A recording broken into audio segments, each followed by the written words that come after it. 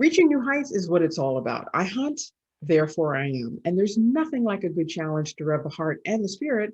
But the problem with most people is that their mind gets in the way, causing them to choose goals that are not set up to keep them motivated. How many times have you said, I'm not doing that? It's going to take me forever. How many times have you also said, yeah, but what's that going to get me? It's not enough. The first complaint is the brain grappling with how much time something would take. It seems unsustainable, and nobody wants to plod forever. We want to see the fruits of our labor as soon as possible. We want it now.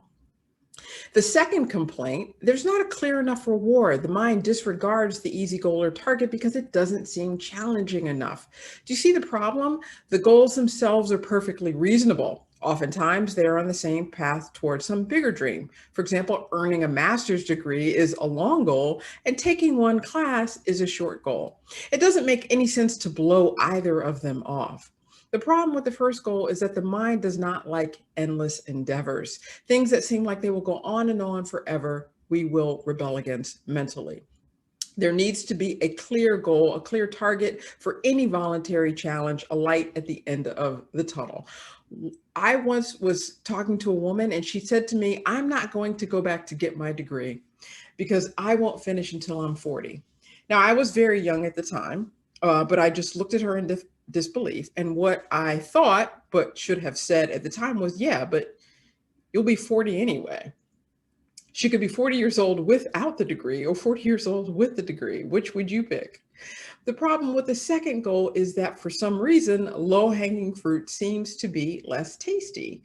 The apples on the bottom branches are not any less sweet than the apples on the top. And yes, things that take work and effort tend to have more value. However, if your goal is to fill a bushel of apples, when all is said and done, you can't tell which were near the ground and which needed climbing and reaching to get to.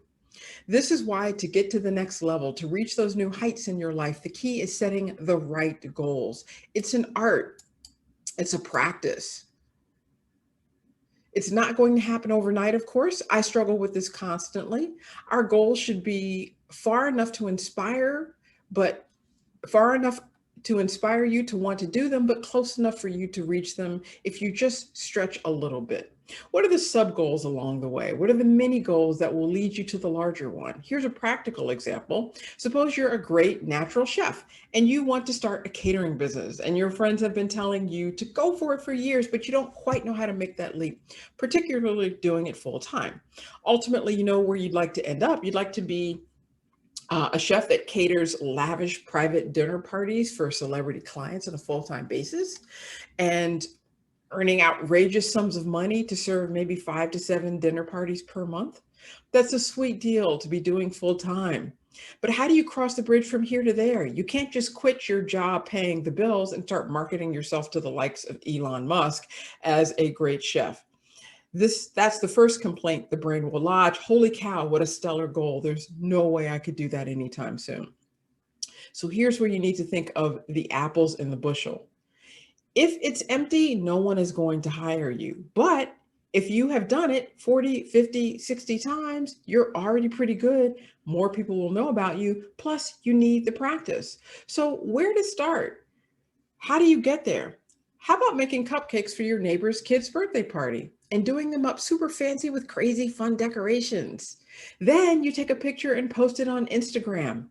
It might cost you $35 and take all of 3 hours from start to finish, but you've already reached anyone who comes to the party and eats the cupcakes and looks at how cute the decorations are, and anyone who sees your post on Instagram. For the next set, make several different pies for a pie tasting contest at the county fair. Put your name and number next to all of them. I bet someone will call you the next time they want a Thanksgiving pie. Then you could prepare your uncle's retirement brunch or make your friend's niece's sweet 16 cake. You could also make cookies to surprise the mail person and any healthcare workers in your neighborhood. All the while, you're practicing and learning about where to get ingredients easily, how much really serves a group of 20 people, and which baking pans work best for which types of food. So, by giving, you're getting. Are you scared to approach people to say, hey, let me make these cupcakes for you? I guarantee they won't nail you to a cross for offering them food. By giving, you're getting. They get the gift of your passion for cooking and some really tasty food. And you're not only doing something good in the world, but you're building your own business and your own brand. You can't take shortcuts. It's all practice. Get enough of those apples in your basket, and people will be clamoring for more. Reaching new heights is all about proper goal setting. Every time you pour yourself into your gift, you are learning how to do it better and better and better. Set the proper goals that put you on the path to practice delivering your gifts. Your goals should be stepping stones along this path. Goals that are easy and fun, but useful in helping you deliver your message to the widest possible audience.